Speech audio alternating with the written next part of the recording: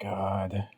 We should talk about how we're already running out of inspiration for this podcast, and a lot of people have been telling me that they don't know exactly what I'm going for here, and I've been trying to think about what I can do and what I can talk about, but Yeah, I think all that's left is to talk about making the podcast at this point. yeah. We were just talking about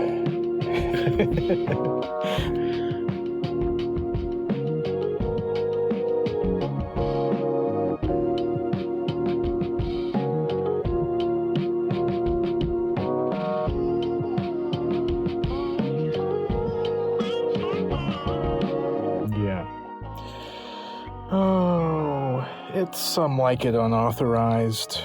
We're back again. We're talking about 8.5. I'm Jay Brooks Young. And I'm Zachary Domes. Yeah, we did it to ourselves. This feels like such a weird film to jump into, having never seen it before yesterday. One of those films that, I think has endless amounts of scholarship about it. People have dissected it. People have made their riffs on it. It's inspired every single director, I think. So we get to give our takes, our first time takes. I don't know how you felt. This definitely felt like one of those films that just sort of, I don't know, it was rushing past me. And I had that feeling of, I probably would want to watch this 5, 6 more times and internalize it before even. Yeah, I mean, you get the sense you're skating on like the Italian language ice. It's just like the dialogue is coming at you, it's flying past you, the scenes are changing. You're like the opening sequence where he's tied by the rope and you're floating, but you're being tied down by him simultaneously. That the whole movie feels like that one shot where you're just floating above the land, but still tied down. So in that sense, he's really bringing you into what he feels as a director, sort of aimless and yet trapped simultaneously. Free and tied down. It was the same feeling that I had when we watched Breathless as well, where so much is coming at you. The director has packed so much into this one film, knowing that you can internalize all of it, in just one watch. Mm-hmm. And yeah, that's one of those sort of markers of the 60s, what's going on, the ways that these directors are trying to push the envelope now. Like, if I think about previous films that had that kind of like pace and density, I don't know, maybe you reach for, some Powell and Pressburger, but this was a crazy one. Yeah, you felt like it was just rushing past you. Did you enjoy the various scenes as they unfolded? Or did you feel like you were constantly trying to like keep up? It's complicated because there were some scenes in here that hit me really hard, and I had this sort of, I don't know, pang of an emotion that felt so specific to like what was happening in the scene, and like it would hit me really hard, but then it would kind of be gone, and moving on to the next thing. Mm-hmm. Where I'm like, wow, yeah, he did do something kind of like no one else before or since did. But then there are other scenes where it's just like, I don't know, this is going on a long time, and there's like 3 endings in this movie or something. Yeah, there's that overindulgence, and he's letting you know that he's aware that he's overindulging, which again feels like this sort of I don't know, additional indulgence. It's a meta indulgence in a way. He's portraying his own indulgence in the film that he's indulging in. There's a constant double layer happening. That he's cast a director who plays himself as the director. He's casting women in the film at the end that he had to actually cast. I mean, there's just kind of a infinity mirror that we can't escape here. And yeah. Well, that and the infinity mirror makes me think of Citizen Kane. That's like the other person I would look at is Orson Welles. This feels like we're finally catching up with, the types of films that he's been making. Right. Yeah, and so Fellini starts with, or I mean, he doesn't start with. I haven't watched The White Sheik or is it Vitelloni, something like that. I haven't seen those, but we started with La Strada, right, and then watched Nights of Cabiria, and then La Dolce Vita. Those are all fantastic. La Strada and Nights of Cabiria feeling more like neorealism tethered to a history of Italian cinema there. It seems like watching this, it seems obvious that he was just like artistically inspired and he was creating from that place. With La Dolce Vita, that film was incredible, but you already start to see him flirt with experimental and more abstract, nonlinear cinema, kind of new wavy. So then with this, it's like, man, he must have just, I guess like what he was saying in the film, I'm sure he was saying in real life that he just was not able to come up with any new ideas, wasn't able to feel any fresh creativity. So he decides to pour all of his existential angst into the film itself. I feel like I give him credit for doing that. What a bold thing to do as a reaction to that. Yeah, you look at the reaction to something like Bardo, Alejandro Inarritu's film from a couple of years ago. Mm-hmm. And people are very quick to dismiss you for being, this sort of indulgent, if it doesn't land. And right. 8.5, in so many ways, he is trying new things and incorporating aspects of film that a lot of directors would not touch when they're making something, with kind of this big of a budget and with as much sort of expectation, La Dolce Vita, it won the Golden Lion or Golden whatever it is at Venice, I think. Mm. Like, he's considered one of the best at this point. Mm-hmm. Right. But probably, even though he's the best, I'm sure, like most creatives, most public figures still take any negative criticism personally, and I'm sure, we hear it in this film, right? Exactly. Yeah. Well, what he does though, I guess one of the things he does with this is he doesn't just stop at kind of casting. So he'll put the writers and the producers and things in this film because they're part of his life, but he doesn't. He throws everything into this film, including his own internal demons, let's call it, which I think that's the part that I think is what makes it worthy of being a great film and recognized as a part of the canon, because he's criticizing himself more than anybody else, more than anyone else. All of his faults too, with women and affairs, all things like that. Yeah. He is, but it's at the same time, he's making a big production of it, and he's putting it out for everyone to see.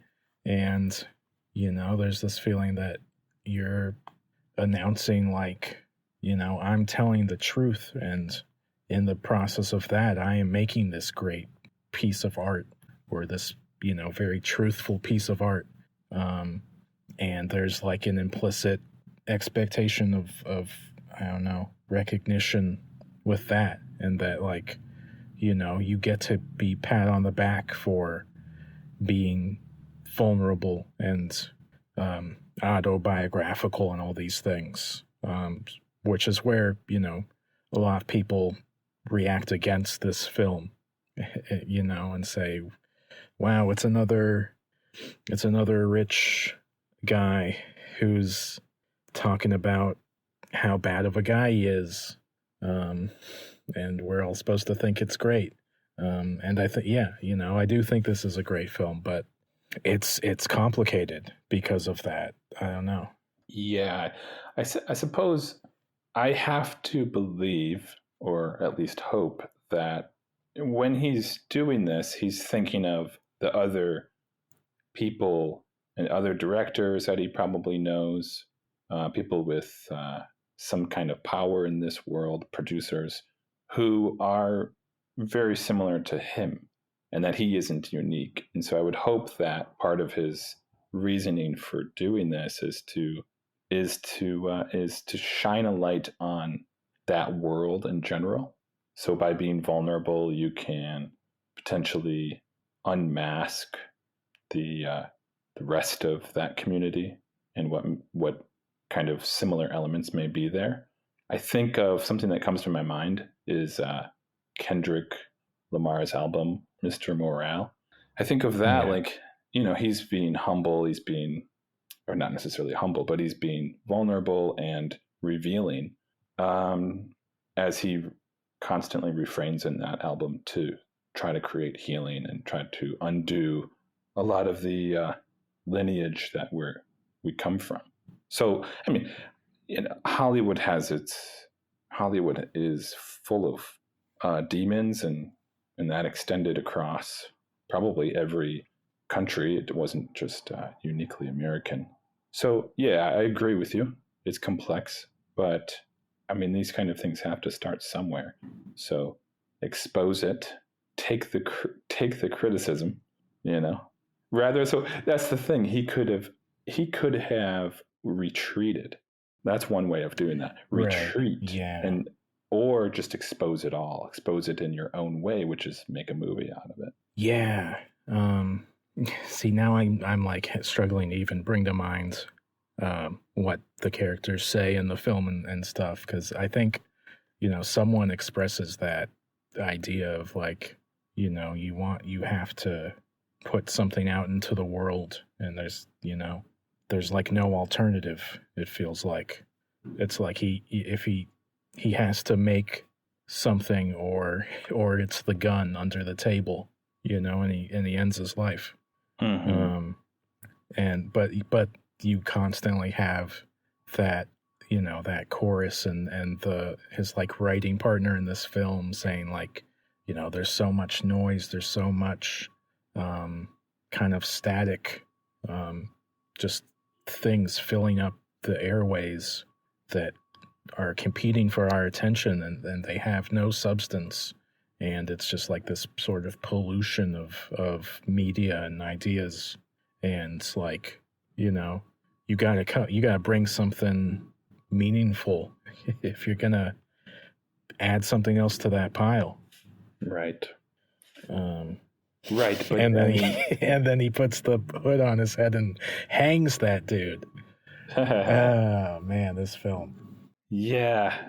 I mean, he probably was being. I mean, if he's reflecting in a way that makes you feel like that must be his life to some extent, hearing from writers and people in the industry what he should do.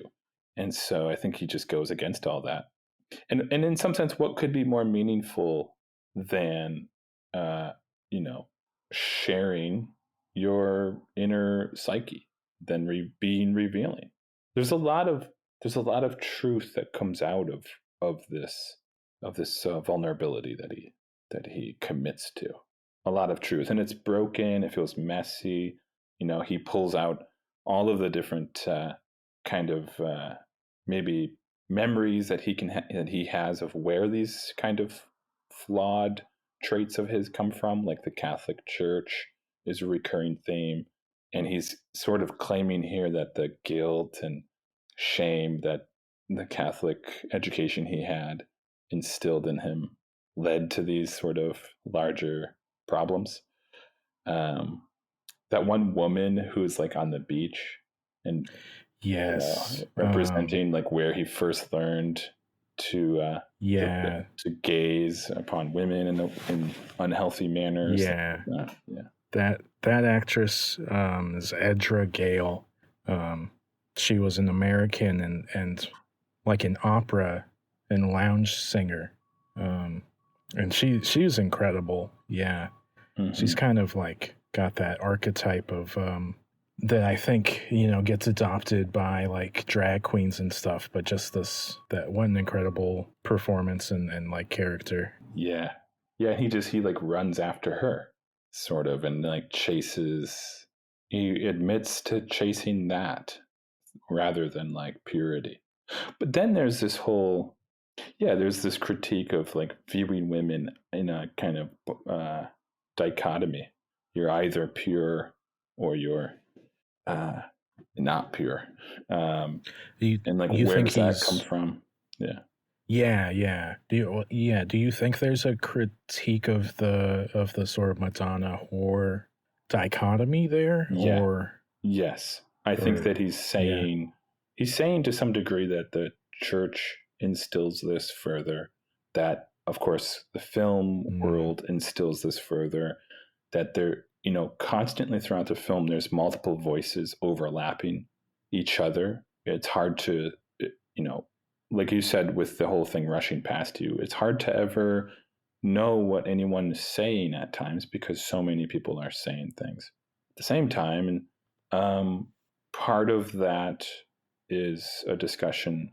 It's like there's this attempt to instill meaning through the noise, but all the while the noise is also reinforcing the people and their decisions and their thoughts.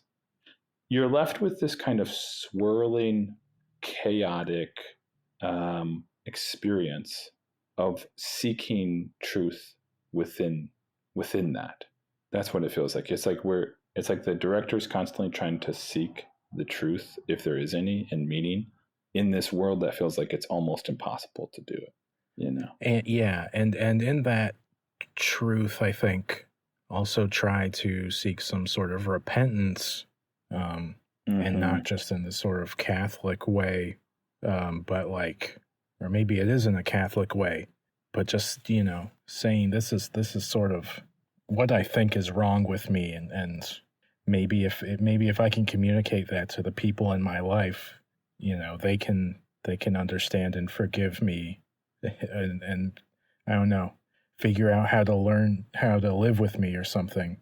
Yeah, not just his wife, but anybody who she might represent, which is like friend or companion or audience member. Yeah.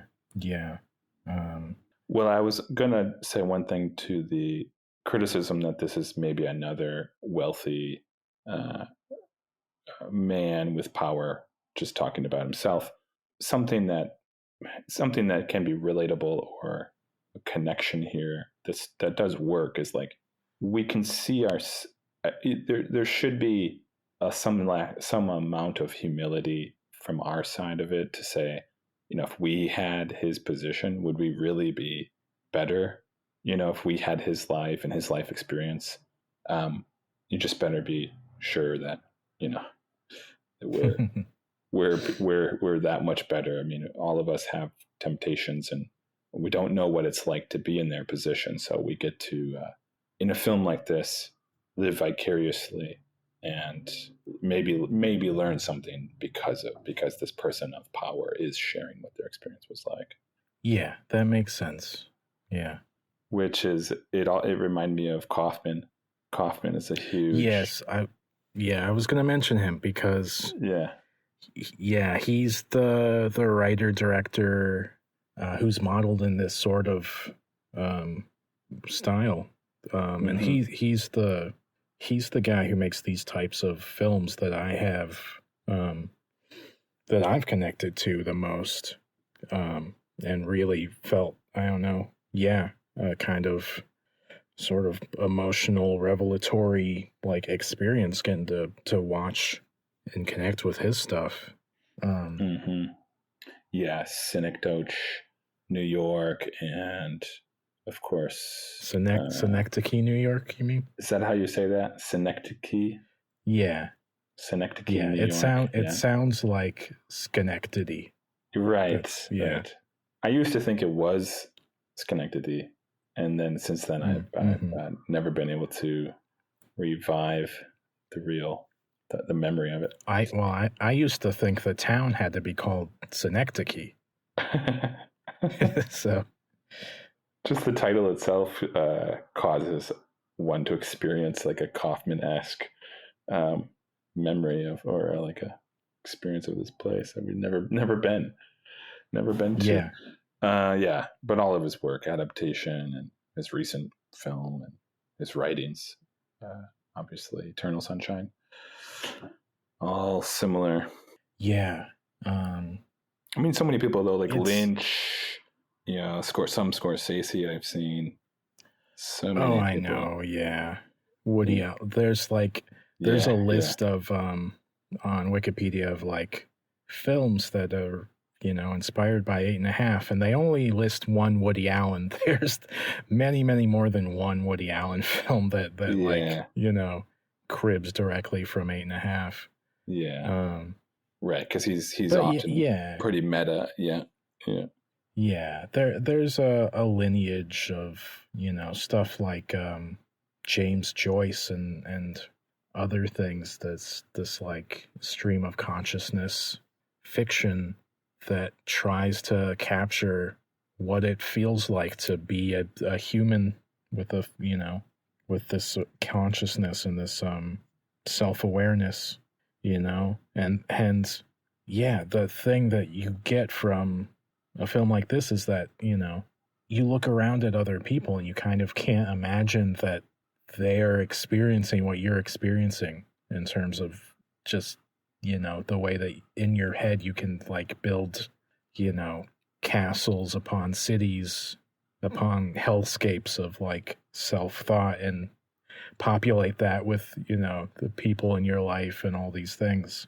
We couldn't imagine like that happening to animals and people's study for, their entire lives trying to figure out, do animals have anything resembling this sort of like inner life going on? And because it feels, I don't know, improbable. It feels improbable that it happens to us. It's this like, see, this is what happens, man. I just you just what? This is maybe, yeah. I don't know. I'm someone who deals with too much inner monologue, inner whatever you would call it. Is it like various thoughts popping up in different directions, things like that? Yeah. What I find is, it's like if I try to stay on a single like line of thought, if I try to like speak in complete sentences and like speak out a monologue, I'm getting stuck like, I don't know, trying to reconstruct each sentence and going back over it, and because these other thoughts are kind of coming in and yeah.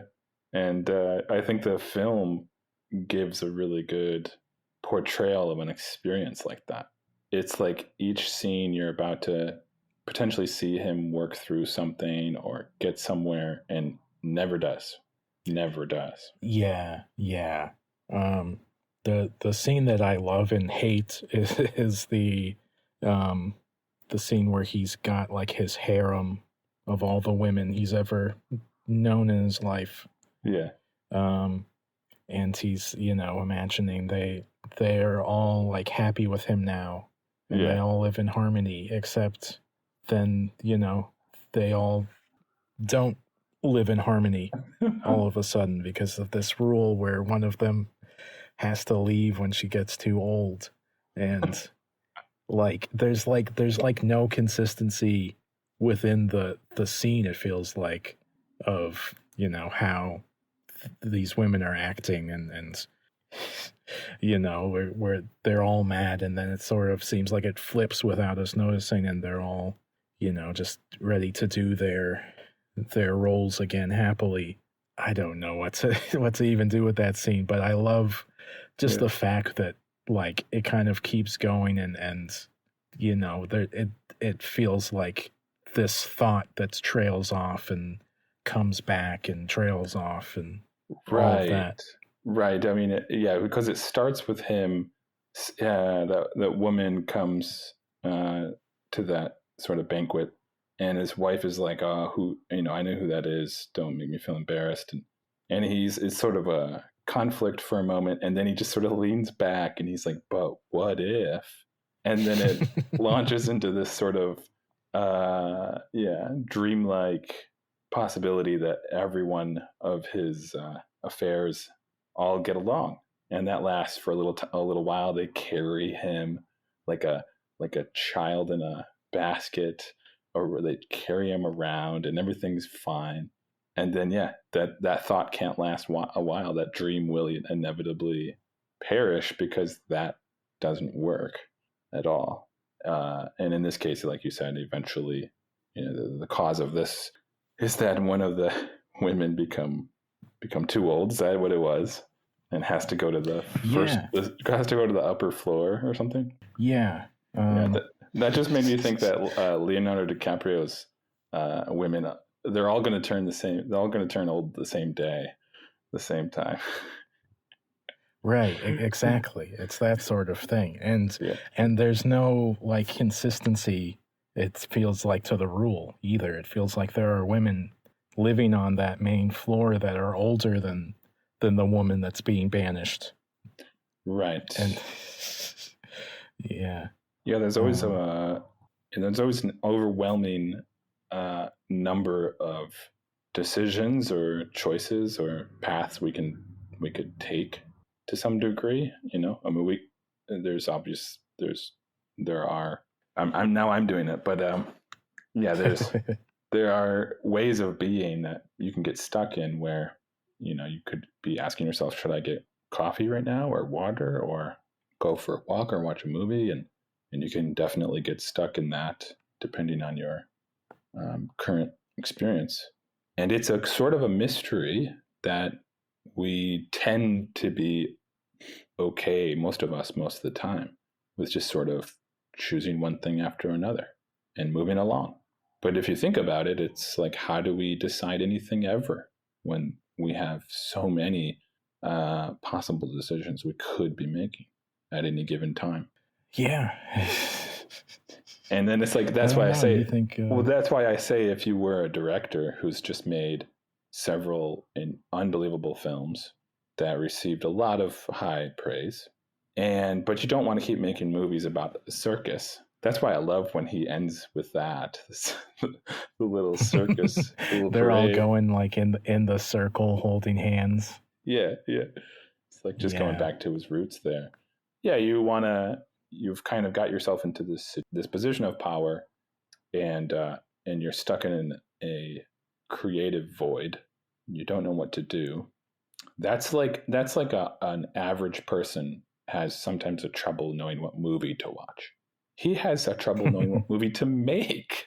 And yeah, yeah, this is yeah. and I think he's looking around and feeling that, just looking at the other movies and looking at what's going on in the world, and um, you know, I'm thinking about Antonioni because he works with the cinematographer who shot a lot of Antonioni's stuff, that being Gianni Di Vincenzo, um, who had just shot La Notte and Les Clis, and I think this is the first time he works with Fellini. But, like, you know, he's looking at those Antonioni films and feeling like, yeah, we don't know. Like, the world feels so alien and complicated, and we don't know what to do.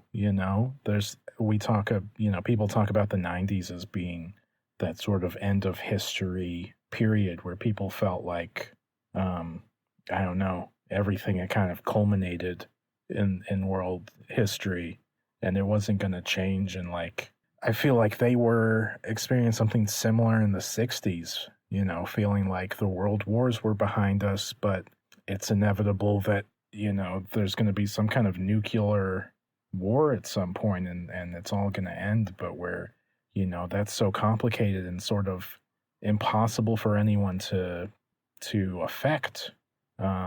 So we're kind of like stuck in this weird stasis. Yeah, Yeah, I think the that's psyche is gets very fractured. Yeah, that's a good point. We're in a period of time where things are getting better, but the psyche is still very fractured. Uh, you know, the modern world is thrusting itself into technological advancements in areas where people aren't ready. They're still one foot in.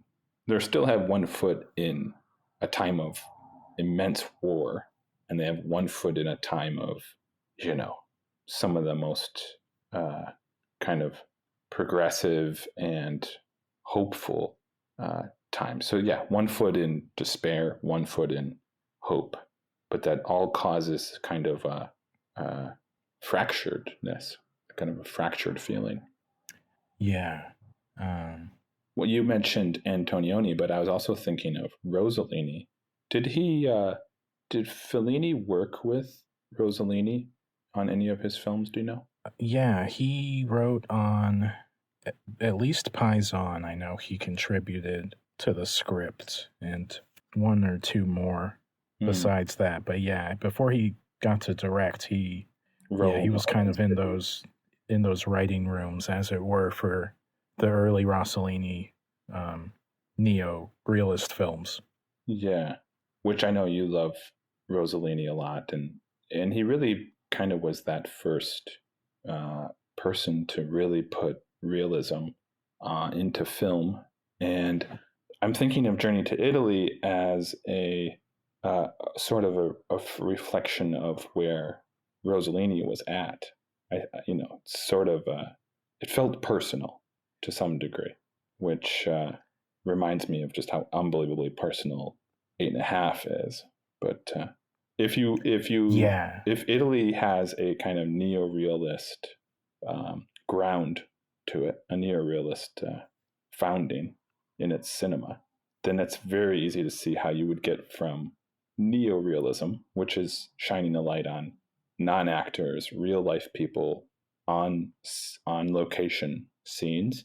You can draw a straight line from there to 8.5, which is now shining a light on the what's going on for the director himself. It's its own realism. It just isn't. yeah, It isn't of place, but it's of character and of the and person, of mind, of of mind. Yeah, consciousness. yeah. We're moving inward, is what's happening. We're this all the new wave films, both with Godard and Truffaut, and now we're seeing it with the Italians. We're moving inward, and that's yeah. If we're moving inward, especially during this time, that's going to show. That's going to show up as that fractured psyche even more. Yeah.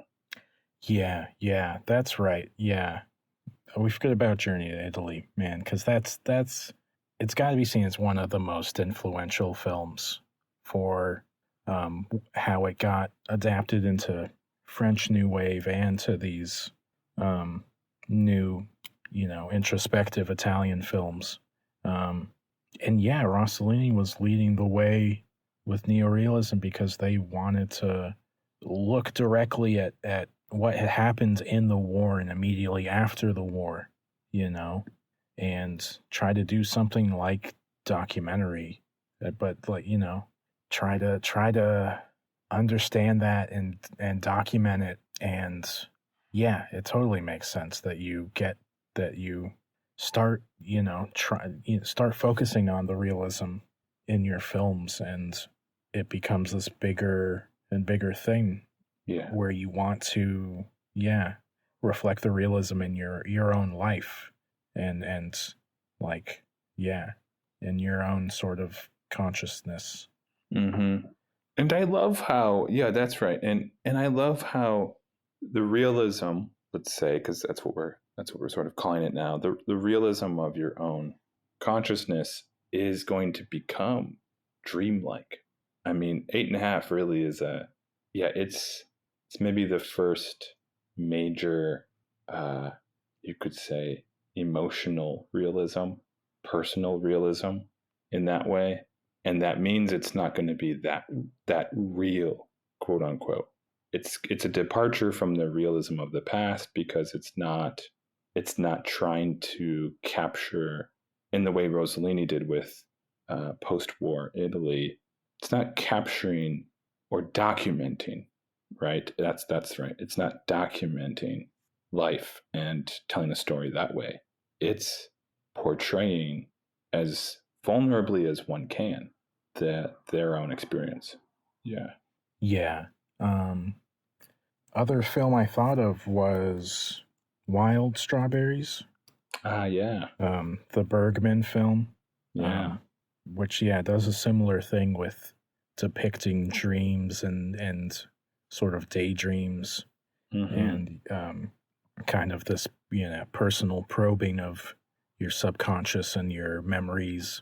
Yeah. Yeah, but That's doing right. it and doing it within a sort of realistic narrative, as opposed to the things that had come before, the sort of surreal films that only try to, like, capture some sort of stream of subconscious.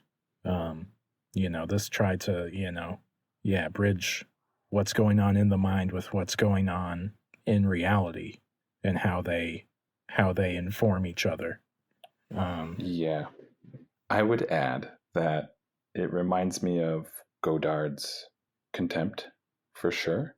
But with Contempt, when I was watching it, I felt like Godard did not have a sort of empathy for his audience, or at least it was hard to connect with in a way.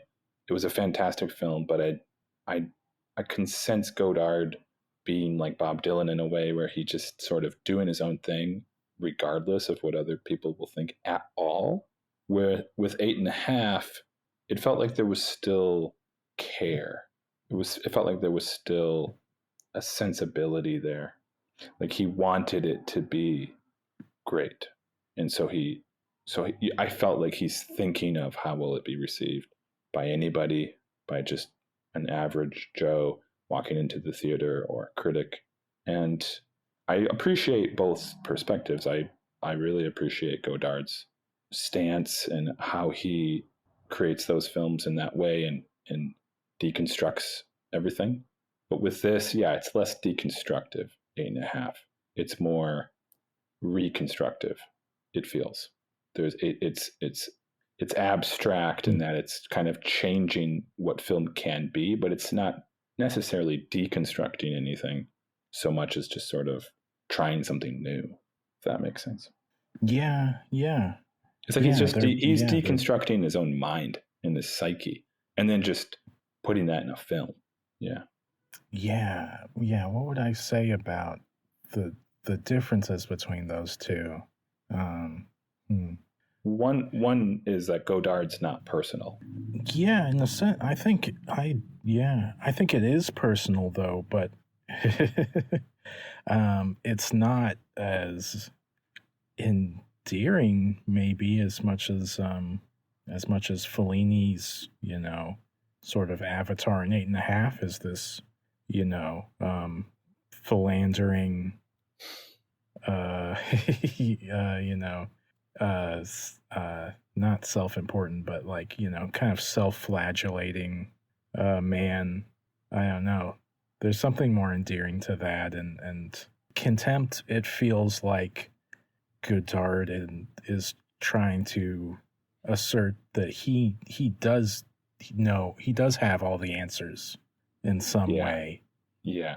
but other people are getting in the way. Maybe I think that's kind of how I feel sometimes watching Godard's films. Yes, that's a good point. It does feel Or like a that, difference. yeah, maybe not that he has the answers, but certainly that he, if anyone would have them, he would, because he's, read more than you, Yeah, yeah, basically. yeah, yeah. He's got cooler friends. And that, yeah, I think there are moments in 8.5 when Fellini's basically saying, like, yeah, I know I can't, read everything. I know I can't, like, be as smart as, some of these writers, and I can't know what the right answer is, but I'm going to try it, what this is. Mm-hmm. Hey, that's pretty good for only watching this crazy film a day ago and talking about it.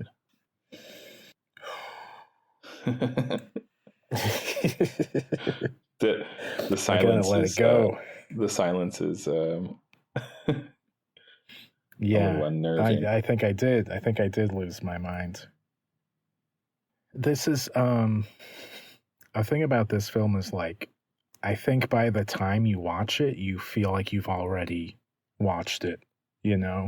If you're going to be someone who watches 8.5 eventually, you've probably seen someone else's, like, version or, heavily inspired film or something that, that does something similar to what 8.5 does. Mm-hmm. Oh, yeah, for sure. And if you didn't like what you watched, that was like a chaotic kind of abstract film, then this isn't going to be better. You have to go into this film ready to let it just wash over you, and willing to just kind of grasp at any potential meaning as it comes, but then let it go as soon as it departs from the scene. Yeah. I was thinking of, have you ever seen the Holy Mountain? Not the Holy Mountain, the other one. Oh no, my brain broke. Not the Holy Motors. not Holy Motors. Holy Motors. No, I haven't yet. Yeah. Just another Kafka-esque journey. Yeah, he's one of those guys, right? Leos Carricks. Yeah. I think I've only seen half of Annette. Mm-hmm. I think that's the only thing I've seen of his, but I get the gist. Yeah. But yeah, 8.5. What a film. I'm just ominous whooshing on this side. That meme. What's that? The meme of, like, the subtitle on one of David Lynch's things where it just says ominous whooshing. That's oh yeah. That's all that's coming from this side today. Ominous whooshing. Yeah, this was the other problem, was as soon as I started watching this film, I knew I wanted to take notes and try to, note certain thoughts or feelings, but that I couldn't do that because it was going so quickly. Yeah. I would immediately, just be disconnected from the film. Yeah. Watching a film like this one, where the dialogue moves so quickly, always makes me want to learn the language itself, because that would be such a different experience. And I don't think that that's always the case with, like, a film where the dialogue moves at, like, a proper pace. It feels like I can keep up, I can read, I can also observe what's going on kind of more fully. And I'm like, yeah, maybe the original language, of course, would be better, but it's okay. But with a film like this, I'm like, man, it's just hard to keep. It's hard to keep up just with the reading of the subtitles, let alone the constant shifting storyline. Yeah, and that would let you, I don't know, internalize these different characters more easily. Yeah, because it's like all the different women, it's a little harder to differentiate their voices and what they're saying as you're just trying to get it through subtitles. Mm-hmm. Sorrentino, we didn't mention him, but he for sure is kind of the Italian director that I know of who's been carrying the torch for all of these guys, not just Fellini but Antonioni and all these guys. He has one film that I just watched recently with a friend. It's called, what was it, Loro? It's based on an Italian president who was fairly corrupt for many years, and it wasn't like the best film. It was very interesting, but it reminded me of this a lot of ways too. There's a lot of images of just a bunch of girls and how this guy has like a kind of his own harem and having to deal with that, and his wife's constant nagging him, and yeah, there was some similarities. There were similarities to just the character that he's portraying. Yeah. Yeah. Yeah. I don't know. Does it get harder to stomach these types of films, particularly when they're, as much about a man, working through their feelings about their relationships with women, as much as this film is doing that? Does that get harder to stomach as time goes on? Because I don't know. I think just like in some sense, like, so this is coming out of a time and place, so it doesn't there's certain cultures and certain contexts that you can be in where this feels like way outside of the average experience for you or I. But I think it's harder to stomach, but in that sense, I think that's, for me at least, that's fine, because it's like a reminder of like where we've come from, what was for a long time the norm, and portraying that was important, especially artistically, because it's an antidote to it and to receding back into that, I would say.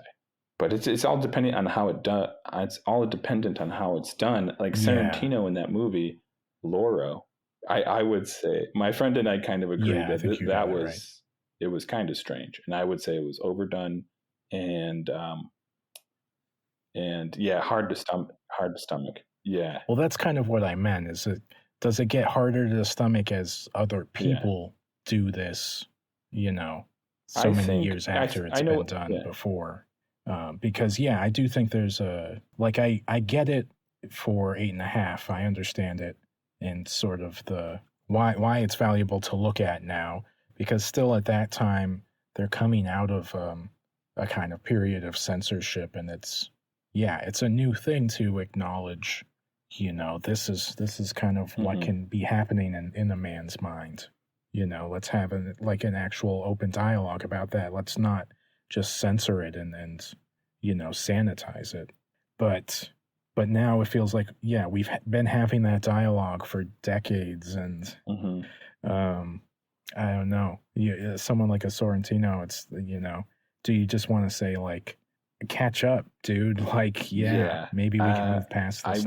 I think I'd still fall back to just if it is done well. If you take an old theme and you kind of do something new with it, I think that people will generally say, this is something that I've seen before, but it was done in a refreshing way. And I think old themes are difficult because it's the chances that if somebody who does a movie with this kind of theme, the chances that they do it well are kind of low, because it is a dated, harder to stomach theme, and as time goes by, it just becomes more. It gets that way more. However, it seems to me that there's still a potential with any old theme, for the most part, and if someone can do it well, then let them have at it. I can't think of an example now, but I'm sure there is. No, I agree with you. Yeah, and I just thought of the movie Tar. Yeah. That feels like it's tackling a similar theme, but it's trying to update it to today, where society would allow for a woman to be in that position, and we can kind of examine that very similar dynamic, but with a different a different take on it. Yeah. Yeah, exactly. They do. What's been refreshing as of late with cinema is a lot more of a. There have been a lot more films that have been showing the experience of somebody who would have been a character in this movie. So lately, there's been more experiences of a woman who's been mistreated by Hollywood, or I think of Sean Baker shining a light on the experience of women who just a woman who's in this life, and women directors shining a light on that. So yeah, I agree with you. There was a lot done, probably too much, but of course, like anything, you still want to see great artists do, shine a light on any of it, because as much as this conversation has gone on forever, the sad fact is it's still very much exists today. Actually, now I'm thinking of. I don't think this podcast episode is that long. No. Talking about conversations that have gone on forever. It just never ends. It's 10 hours. 10 hours later. No, this conversation's not too long. We need to keep talking about it. No, I'm thinking of Do Not Expect Much from the End of the World. I love how that main character portrays today's, epitome of a kind of narcissistic, chauvinistic, horrible man spouting false masculine wisdom to young boys. She portrays really, really hilariously that character, and I think that's a refreshing way of like just mocking the the demons of over masculinity and hyper masculinity and all that stuff. Yeah, that's a great film. That's a reminder that as much as this films like 8.5 can feel like, I don't know, this totalized final statement on like, how labyrinthian consciousness is. Like, there are interesting ways to step back and like look at I don't know, look at the life of the mind, something like I'm thinking of Ending Things. Yeah, it comes at it so differently and it feels so fresh. Yeah, that's right. Next. So then, I okay, don't know. You have more to say. No, not really. I think this conversation's been appropriate. We didn't talk a lot about the look of this film and the incredible cast. Very much. Well, last what did we talk about last week? What do you mean? We talked about Harakiri. Oh, Harakiri. Yeah. We kind of went. Yeah, we went very detailed through the film. That's what I was thinking. Last week we went scene by scene, discussing each. Yeah. And this time we reflect the film itself. We like to talk about the film as though, which means what can be said, Yeah. Like this film, it looks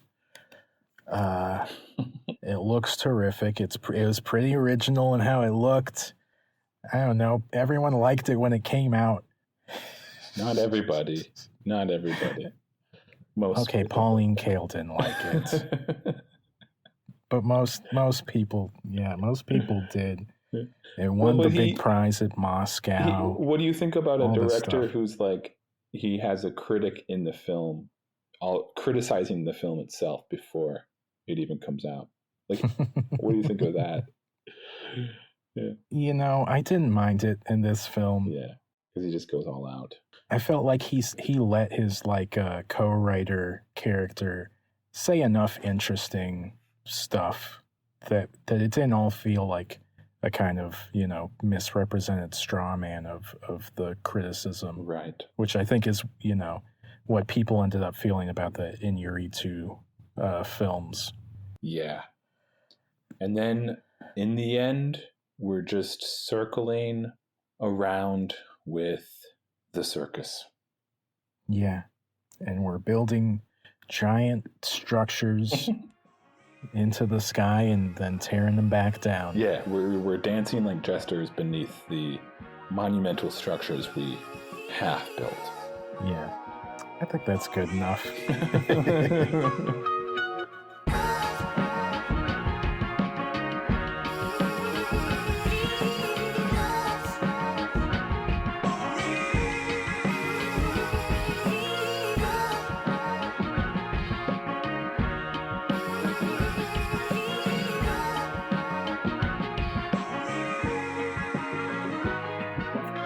Next week, we're going to go deeper into the fractured psyche of the age with Dr. Strangelove.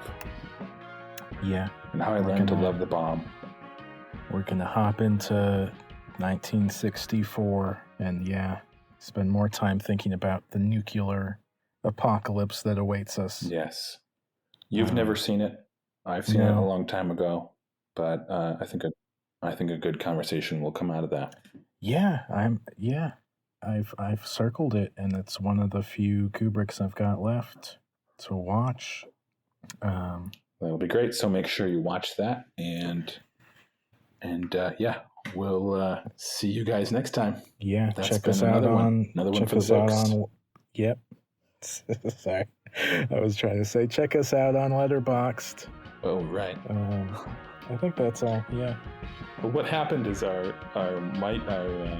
for some reason our timing is off, so I'm coming in a little bit late for you. But yeah, check us out on Letterboxd and Hetchy